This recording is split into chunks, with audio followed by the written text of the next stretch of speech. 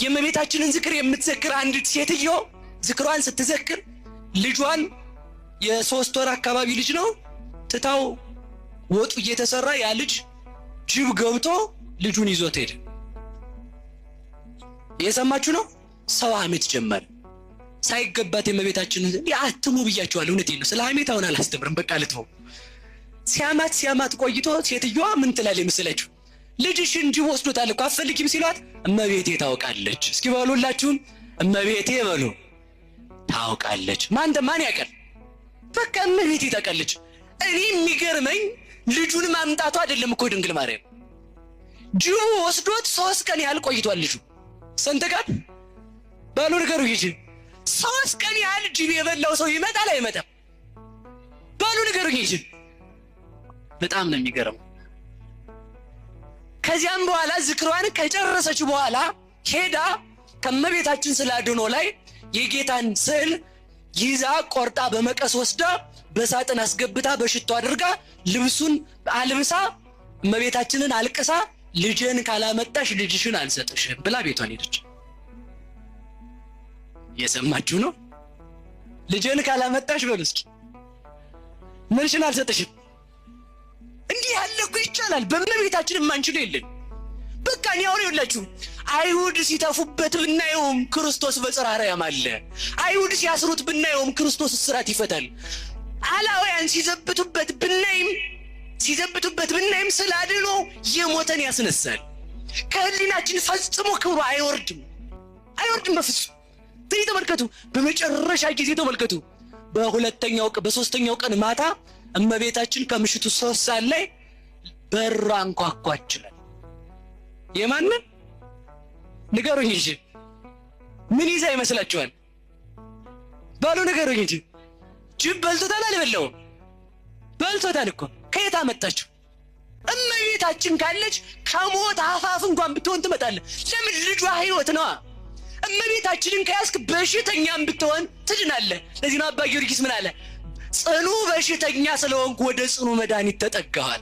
ጽኑ መድኃኒት ማናት? የመድኃኒት ቦታ ድንግል ማርያም ናት። የብርሃን ቦታ ድንግል ማርያም ናት። የእውቀት ቦታ ድንግል ማርያም ናት። የኃይል ቦታ ድንግል ማርያም ናት። ስለዚህ ተመልከቱ።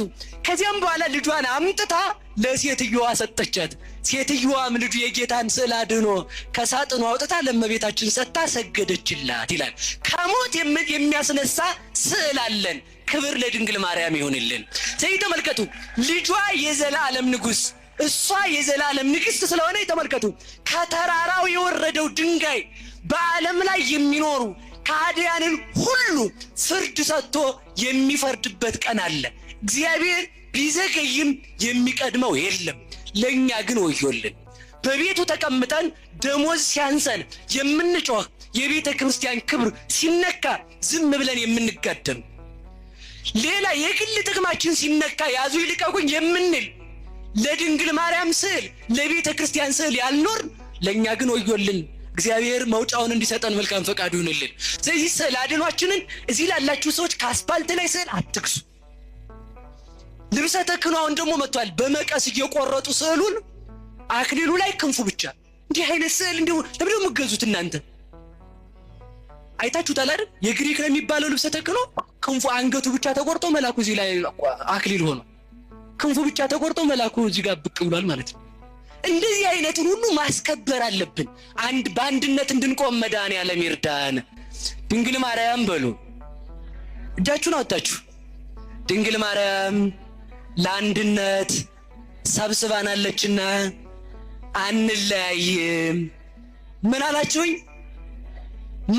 ስንት እናት ስላለን፣ ስንት አባት ስላለን፣ ስንት ምግብ ስላለን፣ ስንት ርስት ስላለን፣ ስንት ሀገር ስላለን፣ ስንት ንጉሥ ስላለን፣ ስንት ጠባቂ ስላለን፣ አንድ ጠባቂ እግዚአብሔር፣ አንድ እናት ድንግል ማርያም፣ አንድ ሀገር መንግሥተ ሰማያት፣ አንድ እረኛ ክርስቶስ፣ አንድ ንጉሥ እግዚአብሔር፣ አንድ ምግብ ሥጋው፣ አንድ መጠጥ ደሙ፣ አንድ ሐሳብ ወንጌል፣ አንድ ሕዝብ እኛ።